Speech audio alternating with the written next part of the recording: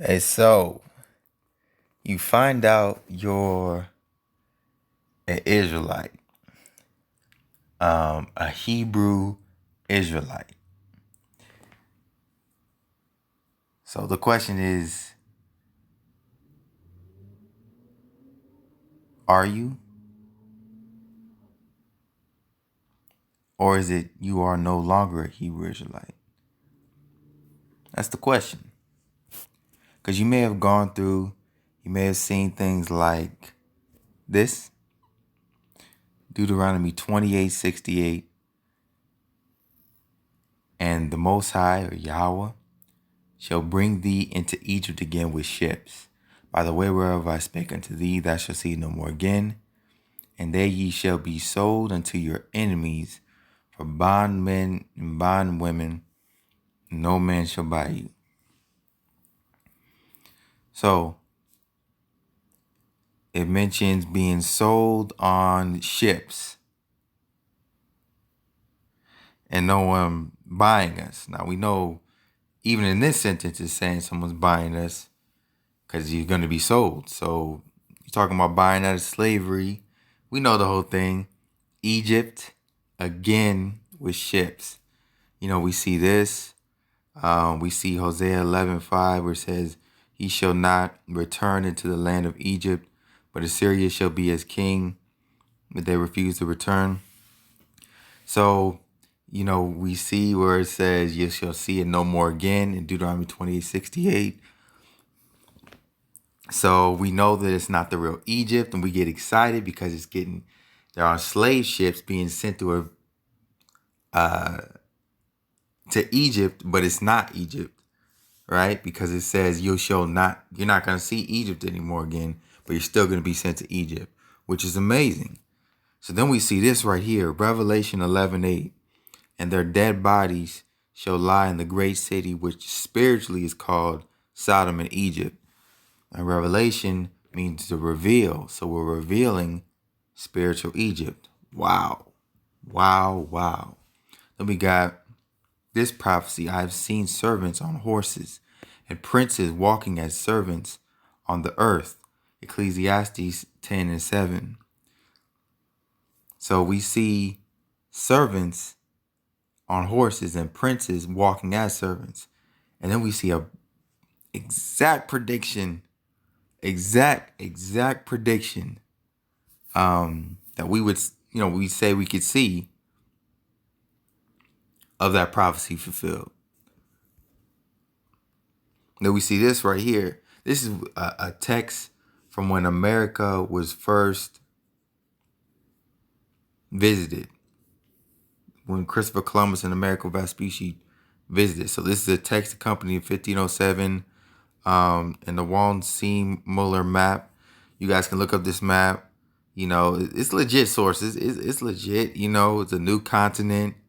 And the quote says, and the fourth part of the earth, which because Amerigo discovered it, we may call Amerigi in the land of Amerigo, so to speak, or America. Okay. So we discovered the fourth part of the earth, and then if you look at the map, you look at the full text, they say that, Asia, Europe, and Africa were the three parts of the earth, and then they discovered the fourth part, right? And then we read Revelation 6 and 8, because we know what happened. Christopher Columbus came, it was death and hell. Then we read Revelation 7 and 8, where it says, and I looked, and behold, a pale horse, and his name and him that sat on him is called Death, and hell followed him, and power was given unto him over the fourth part of the earth, the fourth part of the earth, the fourth part of the earth, to kill with the sword, and with the hunger, and with death, and with the beast of the earth. So that's like, at this point, I'm wowed. It's whoa. This wow. Exact prophecy. Like a perfect fitting puzzle, right? And then we see this right here. These are you can look at the credentials here. These are the testimonies of slave owners who took the Negroes and in slavery. Some of them worked for the abolition. Some of them were kind of not really with the abolition. They were kind of both on it. The Society of Gentlemen. And you see these people here. So you guys can look at that and look up those people. So this is what they said within their text here. It's cool. So it says, King John Paul in 1492 expelled all the Jews to the island of St. Thomas, which had been discovered in 1471, and to other Portuguese gentlemen on the continent of Africa, from the Bandwidth Jews, the Black Portuguese they are called, and the Jews of Loango, who are defined by the very Negroes, are descended. Wow. So, I mean, you see that, and it's like, wow, they're saying these people are literally descended from Negroes.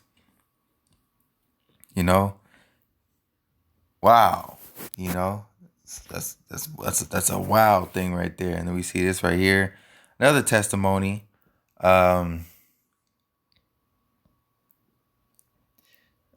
Just of just people who are identifying black people, as Jews. They're bearing witness to that. So this says right here, it says, "'Tis also a vulgar error to say that all the Jews are all black, that the Jews are all black. For this is only true of the Portuguese Jews, who marrying always among one another, begat children like themselves, and consequently swarthiness of their complexion is entailed upon their whole race." So that's pretty much saying that when they're unmixed, they're black. When they're mixed, they start to look like what we see today. That's what we would get out of this whole story, right? I mean, that's some impressive information, and then boom, we're gonna go through it. We're gonna go all the things we see as Hebrew Israelites, right? The proof that we're Hebrew Israelites. This is the Jews of Spain and Portugal and the Inquisition. Okay, so this goes into the slave trade right here, just like the other one. So this says, where should I start? But such was the temper of the captains and sailors that they subjugated the Jews to the hardest possible condition and plundered them of their goods and valuables, even to their very clothes, and landed them naked and bare of everything on barren points of the African coast, and leaving them to die of starvation or to be sold into slavery to the Moors. You got two dark-skinned people being sold, so it's going to look like Africans selling Africans. Wow. Wow. And wow. So,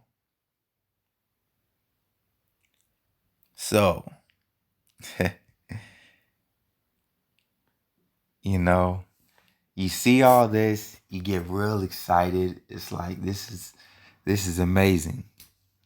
But then you meet some of your Hebrew Israelite brothers.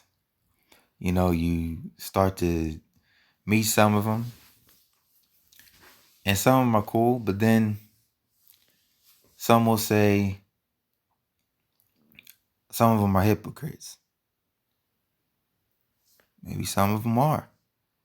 Yeah. But then it's like some of them go off. So then it's like, what's the difference between that and the Christian church? If you're saying that they're hypocrites. And then it's like, does it really matter? And then you get people who just, you're trying something new everyone, your family's kind of looking at you different because they're looking at you like you're in something different.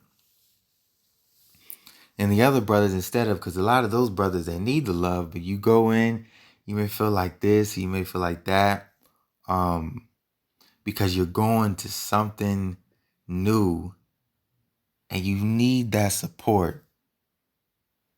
But maybe some brothers are doing their own thing. Maybe some brothers are just not upright. Maybe you say they're not upright. Maybe they are. So all these different things that come with it, when we see the information, it's exciting. But is it really, really matter?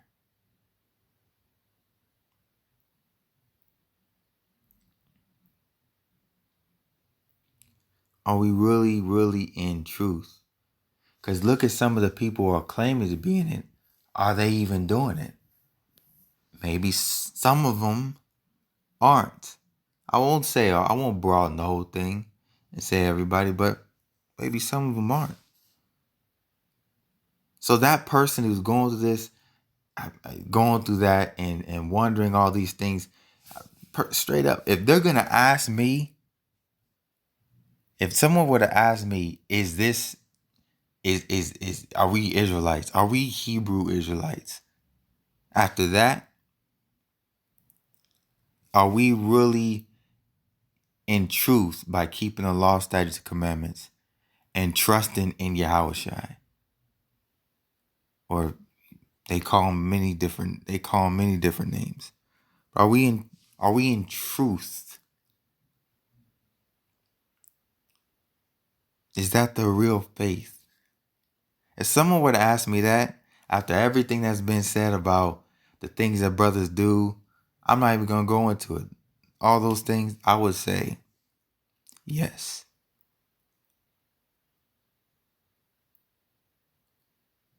So I would encourage you, brothers and sisters, to keep the faith.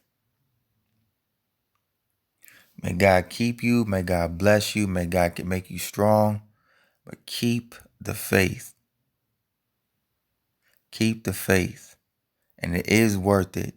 Keep the faith. It's a great opportunity that we have. Because if you understand in earth as it is in heaven, Israel's likened it to a woman that messed up. We had a bad marriage. Now you notice when you look at the end of the Bible, there's another marriage. Because now we're starting all over. It's the engagement period. And we got to be faithful. See, we understand that faithful, the word faith is the root word of faithful. So we got to be faithful. And we got to keep the commandments. And it's not a new commandment, but the old one that we have from the beginning. And we got to grow in grace and grow in love towards one another. Because we have this opportunity to walk in faith. So keep the faith, Yasha Allah. Keep the commandments. Trust in Yahushua. I'm with y'all. Bless y'all. If y'all need prayer, I pray the Most High, whoever is listening to this, who needs to be built up in the spirit, I pray that from this moment on you be built up in the spirit. May God bless you. Keep the faith. Shalom.